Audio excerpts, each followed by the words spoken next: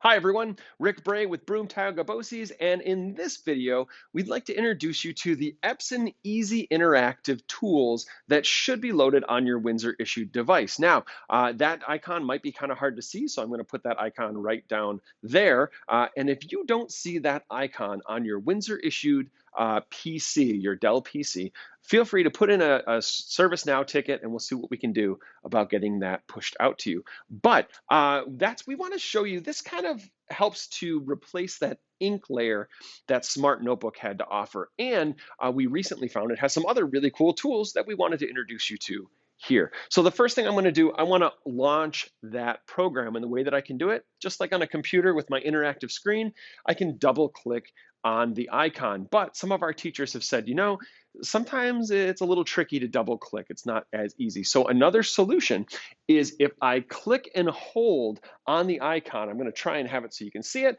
a little box appears. So if I click and hold, a box appears around the icon that selects it. And that gives me kind of the right click option is really what that's doing.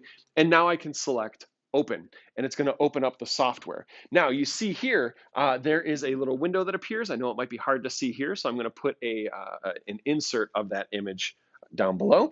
But the options are desktop annotation, which is kind of what it's set to do right now, where I can right all over my desktop. I could start a new file. We'll take a look at that in a second. I can open existing files.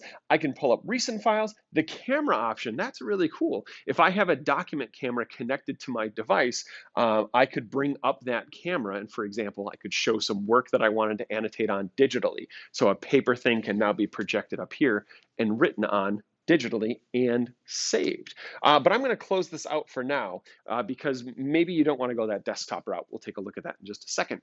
But when I open the software, there's a bar at the top that we're going to talk about in just a second. There's also a command bar over on the right-hand side with a few different options that you can see there on that insert.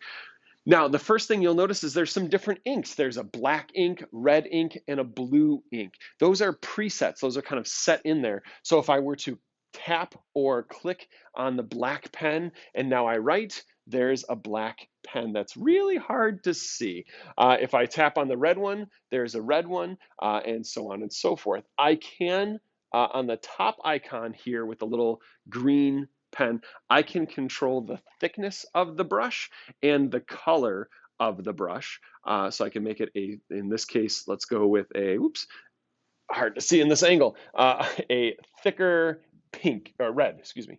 So now it's a thicker one. But keep in mind, I think those presets remember how they were set. So it still is that thin option. I also have a highlighter tool right beneath the pen tool where I can highlight. Hey, now I can highlight. There we go. So it's a little bit more wide of a pen stroke, and it's a little bit transparent, just like you would expect with a highlighter. Down at the bottom, I have two eraser options. The first option is what is called a stroke eraser. It's kind of like if you had an eraser on your pencil, and it just erases where you go over. The second one is the erase all screen. It's going to pop up this warning window saying, do you really want to do this? And by default, it's going to do it every time. But if you check that little box, it will not show that again. So those are the different tools that are available. The one at the bottom, it's kind of a slanted line. That is the always show tools, always hide tools. So where that comes in is if I check it so that it's down, when I tap off the toolbar, it hides until I want it. Right? So I just have to tap the arrow either on the right-hand side of the screen, or there's also an arrow on the left-hand side of the screen. So you can have that toolbar on either side, which is a nice feature. However, if I have that bar, that little line at the bottom, so that it's slanted up, even when I tap off, the icons are going to be there. So total personal preference. And the farthest right button here, that closes that toolbar off, so it just drops it out of your way if you don't need it. It also hides the one at the top.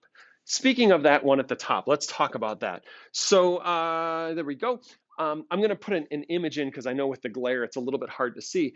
So let me step back and take a look. You could see that at first we have a home button. That's nice. There's a save button.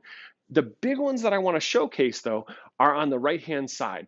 That one that's highlighted blue right now, that is the draw on your desktop. So that's what's been allowing us to draw on our desktop. But if I click the one next to it, that gives me a whiteboard mode. So I now have a quick and easy way to draw, and this supports multiple touch inputs. So that means if I write with red, I can write with red, I can write over here, and in fact, two people can write at the same time because the boards support 20 points of touch. We're finding with this particular software, it starts to have issues at 5 or more, but you'll see that changes between different softwares. Certain ones allow more than others. So pretty neat advantage there. But again, I can go back to writing on my computer screen by just clicking on the screen.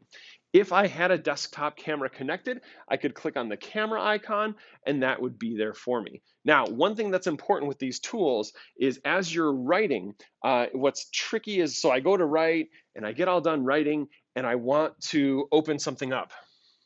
Well, I'm still writing. The trick with this is you'll see on the tool bar, the very top option looks like a computer mouse.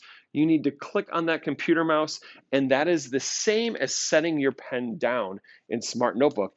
And it's going to bring up this question again. Do you really want to clear the screen? I say yes, my ink is gone, and now I can go back to highlighting and selecting things.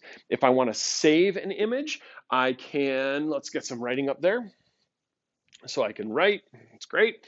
I can click the little save icon, the computer disk, and it's gonna bring up the on-screen keyboard so that I can type if I need to.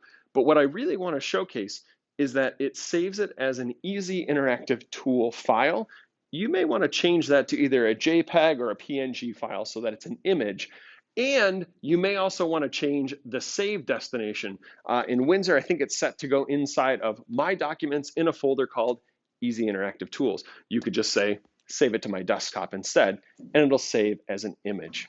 The last thing that I want to show you is how to make this icon maybe a little bit easier to find, because sometimes we have a lot of things going on our computer screen. What you can do, I would suggest doing this from your computer screen. It's like your mouse or your laptop, is, let's clean this out. If you right click on the icon, so on the screen, I'm going to do that by clicking and holding.